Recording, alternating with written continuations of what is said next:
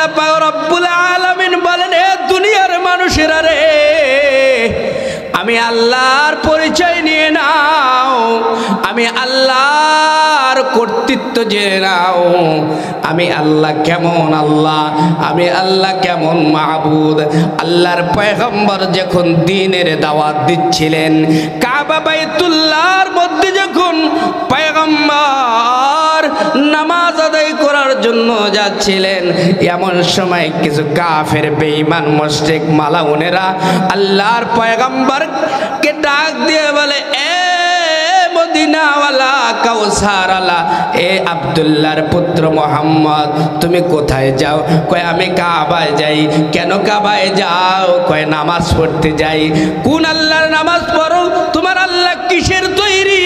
তোমার আল্লাহর আগে কে ছিল? তোমার আল্লাহ কিসের তৈরি? তোমার আল্লাহ মাটির তৈরি নাকি লোহার তৈরি? তোমার আল্লাহর ছেলে কয়জন? তোমার আল্লাহর মেয়ে কয়জন? এরকম আজগবি প্রশ্ন কিছু মানুষ করে কি করে না? কার ভরসা করো তুমি? কিসের করো আশা? এত সাদের বাড়ি একদিন ভেঙে যাবে তোমার বাসা। কথা বলেন ঠিক কিনা?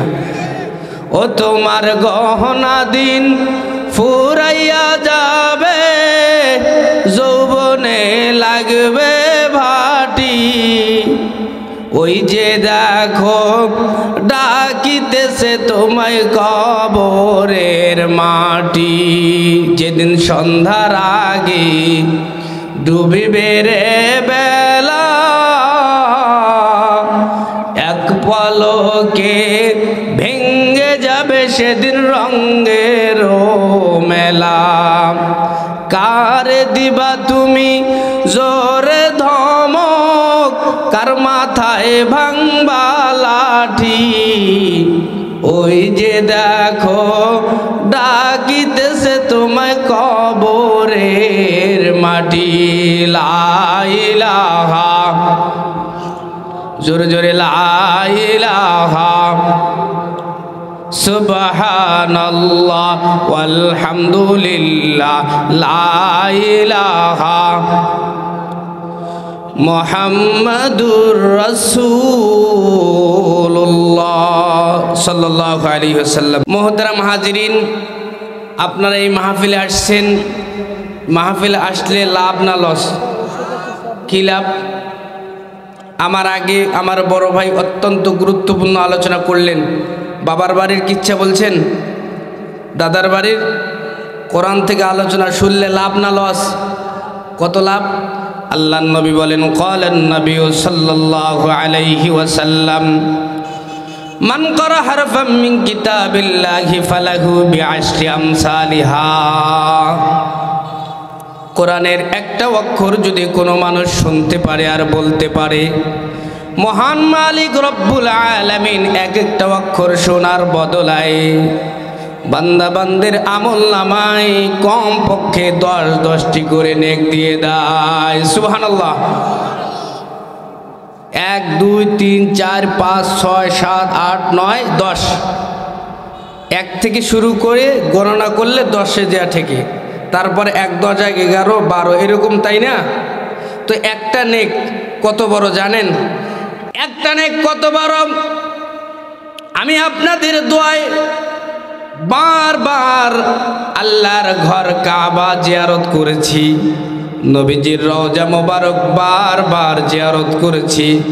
নবীর রওজা মোবারক থেকে একটু আদুরে একটি পাহাড় আছে, যেই পাহাড়ের কাছে হাজার হাজার সাহাবায়ে কেরাম শহীদ হয়ে গিয়েছে। সেই পাহাড়টির নাম হলো উহুদ পাহাড়। কি পাহাড়? জোরে বলেন, কি পাহাড়? এই পাহাড়টি দেখতে অনেক লম্বা, একদিক থেকে তাকাইলে অপর দিকে দেখা যায় না। যারা হজ করতে গিয়েছেন তারা জানেন অনেক বড় লম্বা পাহাড়। নবী বলেন ওই পাহাড়ের কাছে কিছু কবর আছে, যে কবরগুলোর কাছে দাঁড়ায়া দাঁড়ায়া জিয়ারত করে দোয়া করলে মহান মালিক দোয়াগুলো কবুল করে নেয়। ওই পাহাড়ের থেকে মিশরের মধ্যে আরেকটি পাহাড় আছে, যে পাহাড়ের মধ্যে আল্লাহ পাক রব্বুল আলামিন কালিমুল্লাহর সাথে কথা বলেছেন। সেই পাহাড়টির নাম হলো তুর পাহাড়। কি পাহাড়?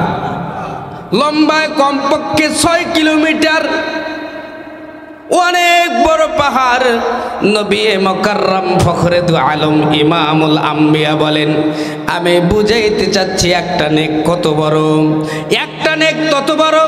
কাল কিয়ামতের ময়দানে আপন বান্দা বান্দি যখন ইয়া নাফসি বলতে থাকবে, আবার আপনার রব মহান মালিক রব্বুল আলামিন কাল কিয়ামতের ময়দানে আপন বান্দা বান্দিদেরকে জান্নাতে দেওয়ার জন্য এক একটা নেককে তুর পাহাড়ের সম পরিমাণ বড় বানায়া আপন গুনাহগার বান্দা বান্দিদেরকে জান্নাতের মালিক বানায় দিবে।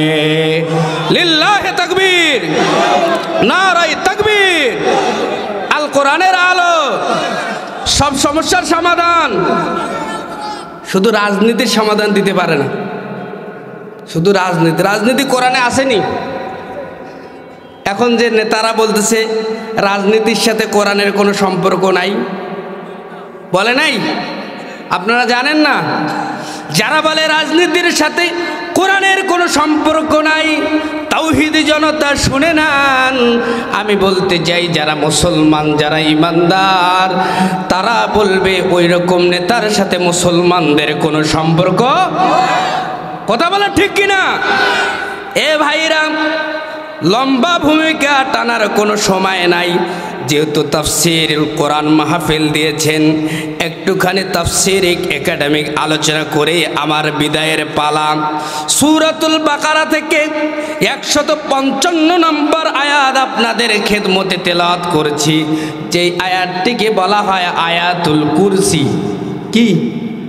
হাউ বলেন, জোরে বলেন। আয়াতুল, শুনেন নাই? জানেন এইটা? কার কার মুখস্থ আছে একটু হাত তুলে দেখান তো। আল্লাহু আকবার বলেন। আলহামদুলিল্লাহ, অনেকের মুখস্থ। এই আয়াতটি কেন আমি তেলাওয়াত করলাম? রব্বুল আলামিন এই আয়াতের মধ্যে কি মেসেজ দিলেন? আমার আল্লাহ সর্ববৃহৎ সূরা সূরাতুল বাকারার সর্ববৃহৎ আয়াত 255 নম্বর আয়াত আপনাদের খেদমতে তেলাওয়াত করেছি। কোরআনের এক একটা আয়াতের উপরে যদি আলোচনা শুনতে যান, কমপক্ষে 5টি জিনিস শুনতে হবে। কয়টি জিনিস? 1 নম্বর জিনিস, এই আয়াতটির ফজিলত কি? 2 নম্বর, শানে নুজুল কি, কেন আল্লাহ পাক রব্বুল আলামিন এই আয়াতটিকে নাজিল করলেন? 3 নম্বর, এই আয়াতটির অর্থ কি? 4 নম্বর, এই আয়াতটির তাফসীর কি? 5 নম্বর, এই আয়াতটি থেকে মুসলমান বান্দা বান্দীদেরকে আমার আল্লাহ কি শিক্ষা দিয়েছেন? যদি 5টি জিনিস না জানেন, সারা জীবন কোরআনের এক একটা আয়াত থেকে আলোচনা শুনবেন, জীবন চলে যাবে, কোরআনের মূল মেসেজটা পাবেন না। একটা আয়াতের উপর আলোচনা শুনতে গেলে কয়টি বিষয় শুনতে হবে? জোরে বলেন, কয়টি? এত লম্বা আলোচনা সুযোগ নাই। এই আয়াতটির ফজিলতটা বইলা দেই। এই আয়াতটি পড়লে কি লাভ? আমার আল্লাহ পাক রব্বুল আলামিন বলেন, সূরাতুল বাকারার 255 নম্বর আয়াত যদি কোনো মানুষ তেলাওয়াত করে, 255 নম্বর আয়াত যদি কোনো মানুষ পড়তে পারে, আমার আল্লাহ বলেন যেই মানুষটা আয়াতুল কুরসি দিনে দৈনিক দিন জীবনে 5 বার পড়বে, আমার আল্লাহ তার কবরটাকে জান্নাতের বাগান বানায় দিবে। সুবহানাল্লাহ। 5 ওয়াক্ত নামাজের পরে 5 বার। কয়বার? জোরে বলেন না, কয়বার? যারা আমরা নামাজ পড়ি, নামাজের পরে সালাম ফিরিয়ে আমরা সকলেই চলে যাই। অনেকগুলো আমল আছে, কয়েকটা আমল আপনাদেরকে বইলা দিয়ে যাই। যেহেতু মাদ্রাসার মাহফিল, এ মুসলমান ইমানদার আল্লাহর গোলামেরা, পর্দার আর মা বোনেরা একটুখানি কাল লাগায় দেন। নামাজ যখন শেষ হয়ে যায়, মুমিন বান্দা বান্দি যখন আসসালামু আলাইকুম ওয়া রাহমাতুল্লাহ, আসসালামু আলাইকুম ওয়া রাহমাতুল্লাহ বইলা সালাম দিয়ে দেয়, সালাম ফিরানোর সাথে সাথে মুমিন বান্দা বান্দি একবার আল্লাহু আকবার বলবে। কয়বার? বলেন না, বলেন কয়বার? একবার আল্লাহু আকবার, তিনবার ইস্তিগফার, আস্তাগফিরুল্লাহ আস্তাগফিরুল্লাহ আস্তাগফিরুল্লাহ, তারপর 33 বার সুবহানাল্লাহ, 33 বার আলহামদুলিল্লাহ, 34 বার আল্লাহু আকবার, তারপর একবার আয়াতুল কুরসি যদি কোনো মানুষ পড়ে, দৈনিক দিন জীবনে 5 ওয়াক্ত নামাজে 5 বার যেই মানুষটা আয়াতুল কুরসির উপর আমল করবে, মদিনা ওয়ালা পয়গম্বর বলেন, আল্লাহ পাক রব্বুল আলামিন বলেন, ও নবীজি আপনি আমার গোলামদেরকে জানায় দেন, তারা মরতে দেরি, কবরে আসতে দেরি, তাদের কবরটা জান্নাতের বাগান হইতে একটা সেকেন্ড দেরি হয় না। সুবহানাল্লাহ। এটা 1 নম্বর ফজিলত। 2 নম্বর ফজিলত হলো, কোনো মানুষ যদি মাগরিবের পরে আয়াতুল কুরসির উপর আমল করে, সারা রাত আল্লাহ পাক রব্বুল আলামিন তার ফেরেশতা দিয়ে তাকে নিরাপত্তা দিয়ে দেয়। সুবহানাল্লাহ। 3 নম্বর যদি দিনের বেলা পরে, ফজরের পরে, তো আল্লাহ পাক রব্বুল আলামিন আয়াতুল কুরসির বদলায় মালিক সারাদিন তাকে নিরাপত্তা দিয়ে দেয়। সুবহানাল্লাহ। মুসলমান, কথা লম্বা করার কোনো সুযোগ নাই। 4 নম্বর ফজিলত হলো, কোনো মানুষ যদি আয়াতুল কুরসির উপর আমল করে, আমল করার পরে যদি দোয়া করে, এটাকে আয়াতুল কুরসি বলা হয়, সাথে সাথে এটাকে ইসমে আজম বলা হয়।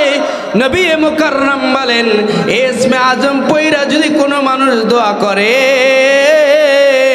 আমার আল্লাহ তার সমস্ত দোয়া, সমস্ত জায়েজ দোয়াগুলোকে কবুল করে নেয়। সুবহানাল্লাহ। আসুন আল্লাহ পাক রব্বুল আলামিন এই আয়াতুল কুরসির মধ্যে কি বলেছেন, সকলে আমার সহযোগিতা করুন, আল্লাহকে খুশি করুন, জবান খুলুন আর পড়ুন, আউযু বিল্লাহি মিনাশ শাইতানির রাজিম, বিসমিল্লাহির রাহমানির রাহিম,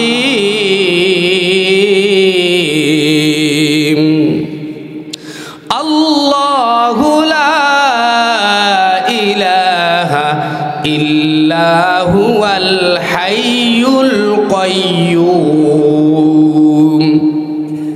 আপনাদের মনে অনেকগুলো প্রশ্ন, এই আয়াতটি কেন এত বেশি দামি? এই আয়াতটি দামি হওয়ার পিছনে অনেকগুলো কারণ।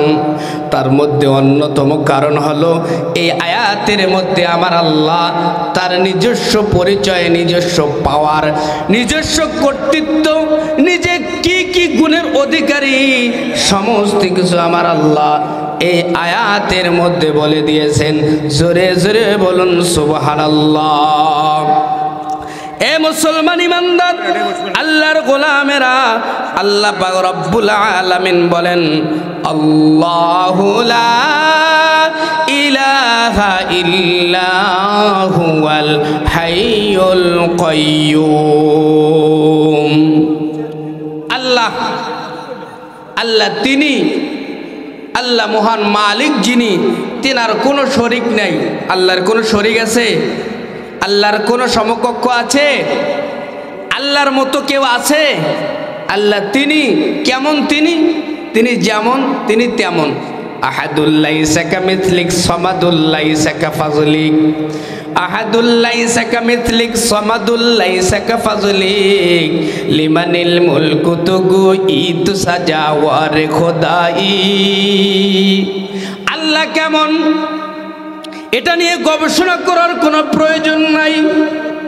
কোনো মানুষ যদি বলে আল্লাহ কেমন দেখতে, আল্লাহ পাক রব্বুল আলামিন বলেন, গোলাম রে, আমাকে নিয়ে গবেষণা করার কোনো প্রয়োজন নাই, দরকার নাই। এ দুনিয়ার মানুষেরা, তোমরা আমার সৃষ্টি নিয়ে গবেষণা করো। ইন্না ফি খালকিস সামাওয়াতি ওয়াল আরদ ওয়াখতিলাফিল লাইলি ওয়ান নাহার লাআয়াতিল লিউলিল আলবাব। আল্লাহ বলে, আসমান নিয়ে গবেষণা করো, জমিন নিয়ে গবেষণা করো, আমার বাতাস নিয়ে তোমরা তোমরা রিচার্জ করো, যদি এই সমস্ত জিনিস নিয়ে রিচার্জ করতে পারো, গবেষণা করতে পারো, আমি আল্লাহকে পেয়ে যাবা, তোমরা হেদায়েত প্রাপ্ত হয়ে যাবা। জোরে জোরে বলুন সুবহানাল্লাহ। এ মুসলমান ইমানদার, আল্লাহ কেমন ক্ষমতার অধিকারী, আল্লাহ কোন জিনিস? আল্লাহ বলেন আমি হইলাম আল হাই, আমি কখনো মরব না। আল্লাহ মারা যাবে? মরবে? আমরা এমন এক আল্লাহর ইবাদত করি, অন্য অন্য মুসলিম যারা আছে তাদের খোদা বছরে একবার আসে আবার মারা যায়, যায় না? আমাদের খোদা এমন এক খোদা, আল্লাহ বলেন কুল হুয়াল্লাহু আহাদ আল্লাহুস সামাদ লাম ইয়ালিদ ওয়া লাম ইউলাদ ওয়া লাম ইয়াকুল লাহু কুফুয়ান আহাদ। আল্লাহ পাক রব্বুল আলামিন বলেন, এ দুনিয়ার মানুষেরা রে, আমি আল্লাহর পরিচয় নিয়ে নাও, আমি আল্লাহর কর্তৃত্ব জেনে নাও, আমি আল্লাহ কেমন আল্লাহ, আমি আল্লাহ কেমন মাবুদ। আল্লাহর পয়গম্বর যখন দ্বীনের দাওয়াত দিচ্ছিলেন, কাবা বাইতুল্লাহর মধ্যে যখন পয়গম্বর নামাজ আদায় করার জন্য যাচ্ছিলেন, এমন সময় কিছু কাফের বেঈমান মুশরিক মালাউনেরা আল্লাহর পয়গম্বরকে ডাক দিয়ে বলে, এ মদিনাওয়ালা কাউসারওয়ালা, এ আব্দুল্লাহর পুত্র মোহাম্মদ, তুমি কোথায় যাও? কয় আমি কাবায় যাই। কেন কাবায় যাও? কয় নামাজ পড়তে যাই। কোন আল্লাহর নামাজ পড়ো? তোমার আল্লাহ কিসের তৈরি? তোমার আল্লাহর আগে কে ছিল? তোমার আল্লাহ কিসের তৈরি? তোমার আল্লাহ মাটির তৈরি নাকি লোহার তৈরি? তোমার আল্লাহর ছেলে কয়জন? তোমার আল্লাহর মেয়ে কয়জন? এরকম আজগবি প্রশ্ন কিছু মানুষ করে কি করে না? আচ্ছা আপনারা বলেন, আল্লাহ কিসের তৈরি? কেউ বলতে পারবেন? হ্যাঁ হুঁ বলেন, জোরে বলেন। তা কি ওয়াজ শুনলেন? শুধু গান শুনলেন, তাফসীর শুনলেন না। আল্লাহ কিসের তৈরি? কে প্রশ্ন করছে? নবীজি যখন কাবা বাইতুল্লাহ, নবীজির বাড়ি আমি স্বচক্ষে দেখে এসেছি, শত শতবার আমি দেখেছি। নবীজির বাড়ির কাছে গিয়ে ঘন্টার পর ঘন্টা দাঁড়ায়াছিলাম। হাজী সাহেবও গিয়েছে, আমার আরাফার ময়দানের সাথী। এ মুসলমান ইমানদার আল্লাহর গোলামেরা, আল্লাহর নবী যখন বাড়ি থেকে বাইর হয়ে কাবা আসতেছেন, পথের মধ্যে একটু জায়গা, সামান্য জায়গা, এখানে যদি বাইতুল্লাহ হয়, আল্লাহর নবীর বাড়িটা মাদ্রাসার কাছে, এতটুক জায়গা। নবীজি যখন বাড়ির থেকে বাইর হয়েছে, রাস্তা দিয়ে আসতেছে, কিছু কাফের বেঈমান মালাউন মুশরিকরা আল্লাহর পয়গম্বরকে ডাক দিয়ে কয়, মুহাম্মদ বিন আব্দুল্লাহ কোথায় যাও? জলদি বাতাও। কয় কাবা যাই। কেন যাও? কয় নামাজ পড়তে। কয় কার জন্য নামাজ পড়বা? আবার আপনার পয়গম্বর ডাক দিয়ে কয়, আমি আরশের মালিক আল্লাহর কুদরতি কদমে সেজদা দেব। একটু জোরে বলা যাবে কি সুবহানাল্লাহ? এ মুসলমান ইমানদার আল্লাহর গোলামেরা, কাফেরদের উল্টা প্রশ্ন দেখবেন, যারা আল্লাহ মানে না, রসুল মানে না, তারা শুধু প্যাসওয়ালা প্রশ্ন করে। কাফেরদের প্রশ্ন, এ মুহাম্মদ তুমি যে আল্লাহর ইবাদত করতে যাও, বলো তো তোমার আল্লাহ কিসের তৈরি? প্রশ্ন ঠিক না বেঠিক? জানতেই পারে, জানতে চাইতেই পারে তোমার আল্লাহ কিসের তৈরি। আল্লাহর নবী কোনো কিছু কয় নাই। আল হাই এটার তরজমা করতে তাফসীরে ঢুকে গেছি। এ মুসলমান ইমানদার, আল্লাহর পয়গম্বর কোনো কিছু বলে না। 3 দিন 4 দিন 5 দিন যাইতে না যাইতে আরো কতগুলো কাফের ডাক দেয়া কয়, মুহাম্মদ কোথায় যাও? কয় আমি বাইতুল্লাহ যাই। কেন যাও? কয় আমি আমার রবের কাছে দোয়া করব। আমার উপর জুলুম নির্যাতন মামলা সামলা আর সহ্য হয় না, আমি আমার মাওলার কাছে দোয়া করব। যেই জায়গায় দোয়া করলে আমার আল্লাহ দোয়া ফিরাইয়া দেয় না। সুবহানাল্লাহ। সেজন্য যাদের টাকা পয়সা আছে, যাদের উপর হজ ফরজ হয়ে গিয়েছে, দিচ্ছে, এ মুসলমান যাদের এবিলিটি আছে উমরা করবেন, হজ করবেন, বারবার মাওলার কাছে দোয়া করবেন, জমজমের পানি খাবেন, সাফা মারওয়া দৌড়াদৌড়ি করবেন, আবার যাবেন আরাফায়, আবার যাবেন মিনা মুজদালিফায়, আবার যাবেন মদিনাতুল মুনাওয়ারায়, নবীর রওজা মুবারকে সালাম দিবেন।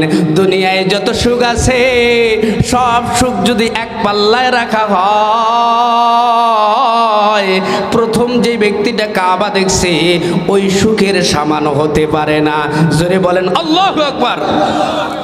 এ মুসলমান, কিছুদিন যাইতে না যাইতে আরেকজন কাফের, কাট্টা কাফের ডাক দিয়ে কয় মুহাম্মদ কোথায় যাও? কয় আমি বাইতুল্লাহ যাব। কয় কেন যাও? কয় আমি মাওলা পাকের কাছে দোয়া করব। কয় তুমি যেই মাওলা পাকের কাছে দোয়া করবা সেই মাওলা পাকের বাবার নাম কি? তুমি যার কাছে দোয়া করবা আল্লাহর বাবার নাম কি জানেন?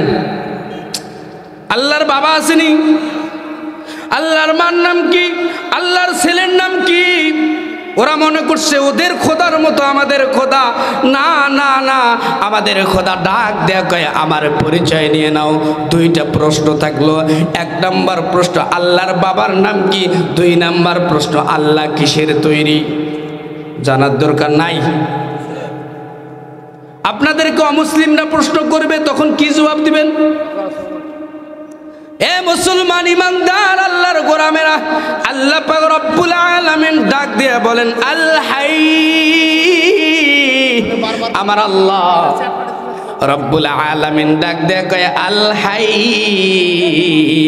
আমি আল্লাহ হইলাম চিরজীবী, আমি কখনো মারা যাই। মইছে কি আগের থেকে আল্লাহ এখন আরো যুবক হইছে। আপনারা মনে হয় আল্লাহু আকবার বললে আল্লাহ বড় হয়ে যাবে, আপনারা না বললে মনে হয় ছোট হয়ে যাবে। এরকম কোনো অপশন আছে? একটা ডাক দেন তো আল্লাহরে, আল্লাহ জোরে জোরে ডাক দেন আল্লাহ। বড় হয়ে গেছে। যে আল্লাহরে ডাক দিলে বড় হয় না, যে আল্লাহরে ডাক না দিলেও ছোট হয় না, সে আল্লাহ কেন বললেন এ দুনিয়ার মানুষেরা ও নবীজি আপনি আপনার উম্মতদেরকে জানায়া দেন দুনিয়ার মানুষেরা যেন আমার আল্লাহ আল্লাহ বইলা ডাক দেয়। আমার নবী সেই আয়না করে দিয়েছে স্বচ্ছ, সেই আয়না করে দিয়েছে পরিষ্কার। আমার নবী বলেন কোন মানুষ যখন ধুলির আসনে বৈশা বৈশা আমার আল্লাহরে আল্লাহ বইলা বইলা ডাক দেয়, কুল কায়নাতের সমস্ত মাখলুকাতের মধ্যে ওই ছোট্ট সামান্য বান্দা বান্দাদেরকে আমার আল্লাহ আসমান জমিনের মধ্যে বড় বানায়া দেয়। সুবহানাল্লাহ। মারা যায়? আয়াতুল কুরসির মধ্যে আমার আল্লাহ তার একটা আমার আল্লাহ পাক রব্বুল আলামিন তার পরিচয় দিচ্ছেন, এ গোলাম তোমরা কোন মাওলার ইবাদত করো, কোন মাওলার কালামে পাক তেলাওয়াত করো জানো নি? এটার নাম কি? জোরে বলেন কি? এটার মধ্যে একটা সূরা আছে, যেই সূরার নাম সূরাতুল ফাতিহা। কি সূরা? আলহামদুলিল্লাহ সূরা আপনাদের এদিকে আছে? চলে চলে, এখনো পুরাতন হয় নাই। কি বলেন আপনারা? হ্যাঁ এটা কোনো কথা হইলে ভাই? সূরা ফাতিহাটা আছে না? কতদিন থেকে পড়েন? হ্যাঁ এলাও ভালো লাগে তো নাকি? আমার আল্লাহ ডাক দিয়ে কয় গোলাম রে আমি তো কখনো মারা যাব না, ঠিক আছে, আমার কোনো মৃত্যু নাই, আমার কোনো মৃত্যু নাই। যারা অমুসলিম তাদের খোদা বছরে মরে, বছরে জন্মগ্রহণ করে, তাদের একটা খোদা নয় লক্ষ লক্ষ তাদের খোদা। আমার আল্লাহ বলেন গোলাম রে ওয়া আখিরু দাওয়ানা আলহামদুলিল্লাহি রাব্বিল আলামিন। আসসালামু আলাইকুম।